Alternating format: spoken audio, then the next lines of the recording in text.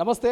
రోజు రోజుకు రాజకీయాలు వేడెక్కుతున్నాయి. రాష్ట్ర వ్యాప్తంగా, దేశవ్యాప్తంగా లోక్సభ ఎన్నికలకు గెలుపు గుర్రాల్ని బరిలోకి దించి అటు అధికార పార్టీ, ఇటు ప్రతిపక్ష పార్టీ నేతలు ప్రతి సవాలు విసుకున్నటువంటి సందర్భం.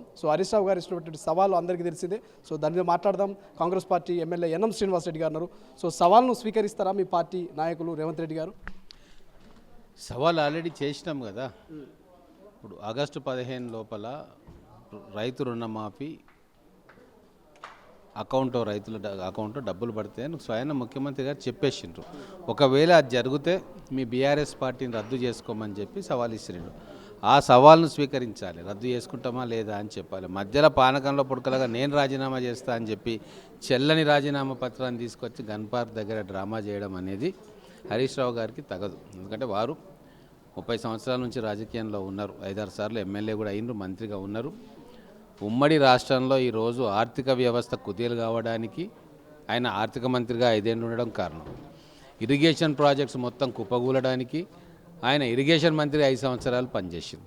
కాబట్టి ఈ వ్యవస్థల విధ్వంసానికి పూర్తిగా ఆయన కూడా కారణమే. అటువంటి వ్యక్తి ఈరోజు తన ఇమేజ్ని పెంచుకోవడానికి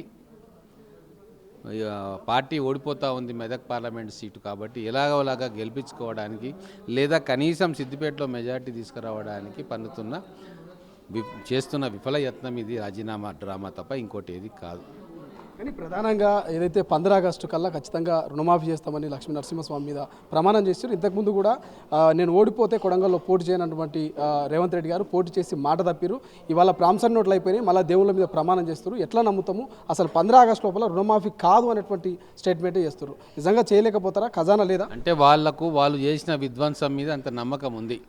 ఆర్థిక వ్యవస్థను అతలాకుతలం చేసి మళ్ళీ ఇంకెవ్వరు కూడా దీన్ని సరిచేయలేరు అనే నమ్మకంతో మాట్లాడుతున్నట్టున్నాడు హరీష్ రావు. కానీ రేవంత్ రెడ్డి గారు, కాంగ్రెస్ పార్టీ ఖచ్చితంగా విధ్వంసమైన ఆర్థిక వ్యవస్థను గాడిలో పెడతా ఉంది.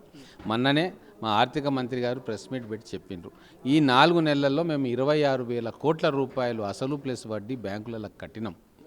అంటే 4 నెలలకే అంత అప్పు గుదిబండగా తెలంగాణ ఆర్థిక వ్యవస్థ మీద ఉన్నా కూడా చాలా జాగ్రత్తగా ఖర్చు పెట్టుకుంటూ ప్రజలకిచ్చిన హామీలు కానీ సంక్షేమ పథకాలు కానీ ఒకటిగా తీరుస్తూ ఉన్నాం.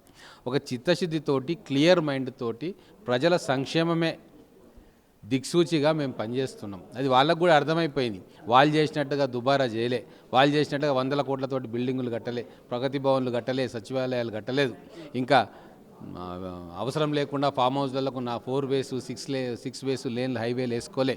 మేము ప్రజలకు ఎక్కడ కావాలనో అక్కడ ఖర్చు పెడతా ఉన్నాం. కాబట్టే ఉనికి ప్రశ్నార్థకమవుతా ఉంది. ఈరోజు 17 పార్లమెంట్లలో ఒక్క పార్లమెంటు కూడా గెలిచే పరిస్థితి బీఆర్ఎస్కు లేదని అర్థమైంది. కాబట్టే ఇమేజ్ పెంచుకోవడానికి, పడిపోతున్న గ్రాఫ్ను ఆపుకోవడానికి హరీష్ రావు గారు ఈ రాజీనామా డ్రామా తీసుకొచ్చి గన్ పార్క్ వచ్చింది.